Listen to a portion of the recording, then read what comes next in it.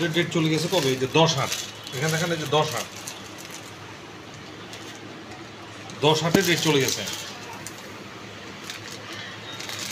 আসলে রিজেক্ট মালগুলো রেখে দিয়েছে, ওই যে পলিথিনে রেখে দিচ্ছি, খেয়াল করছি না। ওই শেপ না থাকার কারণে আমরা অর্ডার তার ওই প্রিজ দেন, ওইটার ডেট নেই। যদি শেপ 10 দিন হলো, শেপ কতদিন নাই? 10-12 দিন। এর জন্য যে সমস্ত পণ্য রেখেছেন এক জায়গায় না রেখে তাকে আলাদা করে রাখা, আলাদা এক জায়গায় রাখা, এবং সেটা ডিক্লারেশন থাকা যে এটা মেয়াদ উত্তীর্ণ পণ্য, বিক্রয়ের জন্য নয়।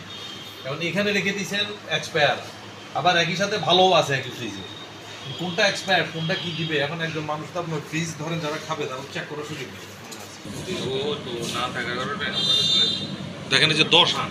ওই দুইটা মাল আচ্ছা আচ্ছা, এই দেখেন এখানে হচ্ছে এটা 10/8, এটা মেয়াদ চলে গেছে।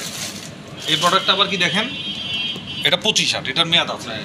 এটা কিন্তু মেয়াদ আছে 25/8, এটা মেয়াদ আছে, এটা মেয়াদ নাই।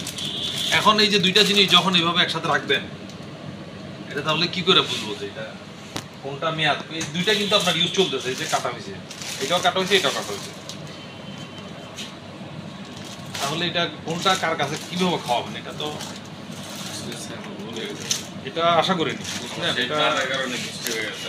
আপনারা যদি একটা সত্যি কথা বলতে চাই, এখন এক পরিশ্রম করি, আমি কোনো ফল খাবার কাস্টমারকে দিয়ে না, এবং ওই দুইটা এগুলোতে খাবার আছে কিন্তু গন্ধ আসছে। রূপ নাই তো। এটাতে কি আছে? এগুলোতে রাইস আইটেম স্যার, একটু দেখেন তো। আস্তে করছে আস্তে হচ্ছে স্যার, এর মধ্যে হচ্ছে গরুর মাংস গন্ধ। পুরা নিয়েন, কারা কারা আছে না? সবজি স্যার, এগুলো কবে গেছে? কালকে। আজকে তো রান্না করবো। রেডি করা না কালকে। রেডি করা এগুলো কি কালকে? এগুলো স্যার কালকে আমরা